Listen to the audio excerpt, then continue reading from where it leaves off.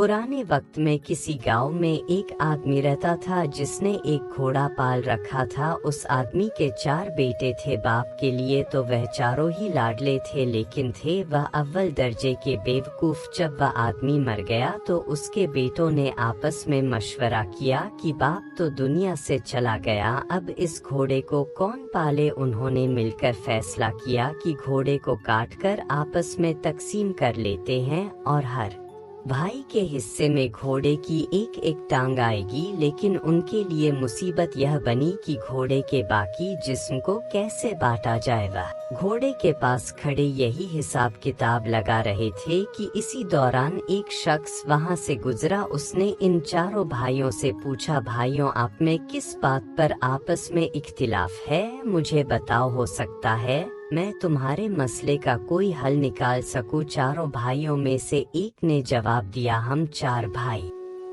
आप हमें बताएं हम इस घोड़े को आपस में बराबर कैसे बांटे। उस शख्स ने कहा, यह तो बहुत आसान है, ऐसा करो इस घोड़े को बेच दो और जो रकम मिले वो आपस में बांट लो। चारों भाई इस बात पर राजी हो गए और घोड़े को बेचने के लिए शहर की तरफ रवाना हुए। सफर के दौरान वह जंगल से गुजरे तो वहीं उन्हें रात हो गई। चारों भाई दिन भर के थके हुए थे। वो जैसे ही लेटे उन्हें नींद आ गई। जब वह गहरी नींद में सो रहे थे तो रात के किसी पहर एक चोर वहां से गुजरा। उसने देखा कि चारों आदमी बेख पर सो रहे हैं और जोर जोर से खर्राटे ले रहे हैं। चोर आहिस्ता से घोड़े की तरफ बढ़ा, घोड़े की रस्सी खोली और आहिस्ता से घोड़े को भगाकर वहां से चला गया। थोड़ी देर बाद एक भाई की आंख खुली तो उसने देखा कि घोड़ा वहां से गायब है। फौरन उसने दूसरे भाइयों को भी जगाया और बताया कि हमारा घोड़ा चोरी हो गया है।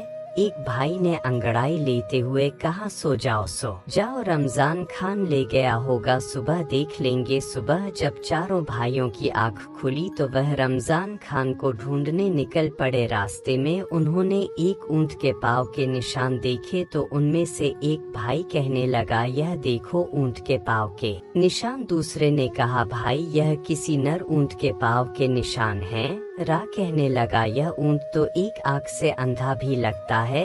अब चौथा बोला, रस्सी तोड़कर भागा होगा। फिर वो चारों आगे बढ़े। अभी कुछ ही दूर गए होंगे कि उन्होंने देखा कि एक शख्स परेशान हालत में आ रहा है।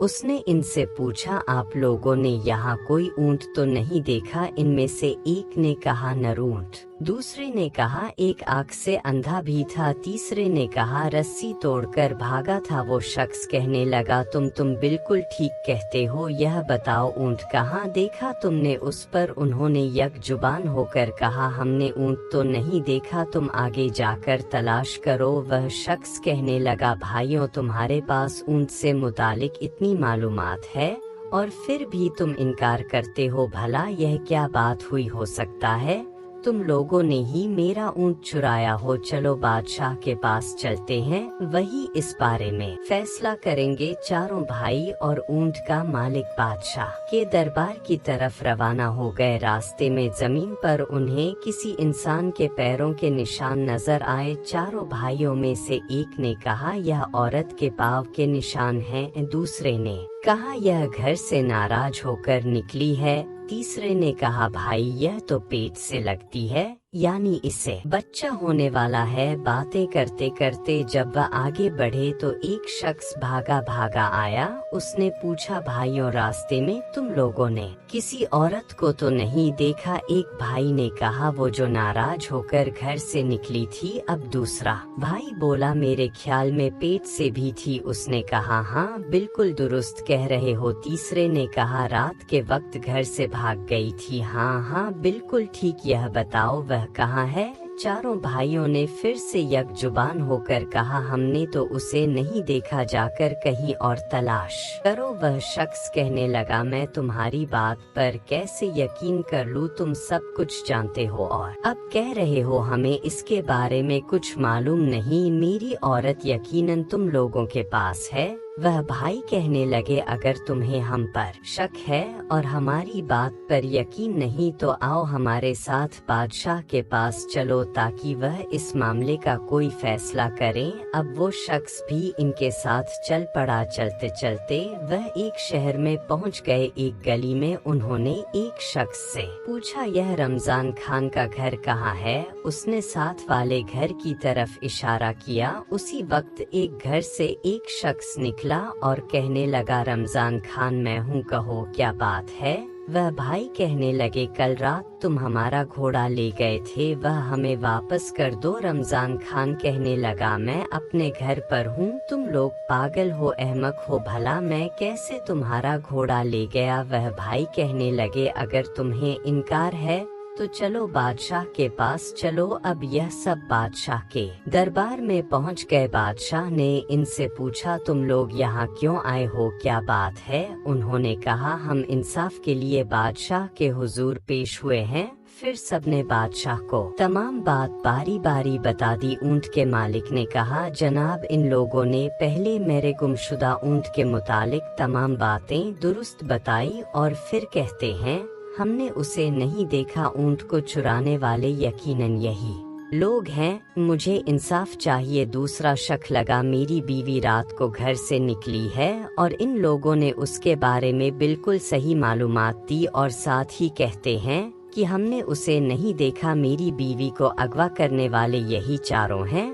और कोई नहीं। बादशाह ने उन चारों भाइयों से पूछा, तुम लोग अपनी सफाई में क्या कहना चाहते हो? उन भाइयों ने जवाब दिया, हुजूर हमारी बात पहले तवज्जो से सुन ले। रात को रमजान खान ने हमारा घोड़ा चोरी कर लिया। अभी वह इतना ही कह पाए थे कि रमजान खान ने कहा, आलीजा मुझे इसके मुतालिक बिल्कुल इल्म नहीं, मुझे यह लोग बिला वजह पकड़ लाए हैं। अब बादशाह ने उन चारों भाइयों से पूछा, यह बताओ जब रमजान खान घोड़ा चोरी करके ले जा रहा था तो तुम में से किसी ने इसे देखा? वह भाई कहने लगे, हुजूर हम में से किसी ने इसे नहीं देखा। फिर बादशाह ने गुस्से में कहा, जब तुम लोगों ने इसे देखा ही नहीं तो इस पर झूठा इल्जाम क्यों लगाते हो? और यह जो दोस्त तुम्हें अपने मुकदमों में मुलजिम ठहरा रहे हैं, इसकी सफाई में तुम क्या कहना चाहते हो? इन चारों बेवकूफ भाइयों ने कहा, हुजूर यह लोग हम पर तोहमत लगा रहे हैं, हम मुजरिम नहीं, दरअसल हम इल्म गैब जानते हैं, हमें सब कुछ इसी इल्म के जरिए मालूम होता है। बादशाह ने कहा, अगर ऐसा है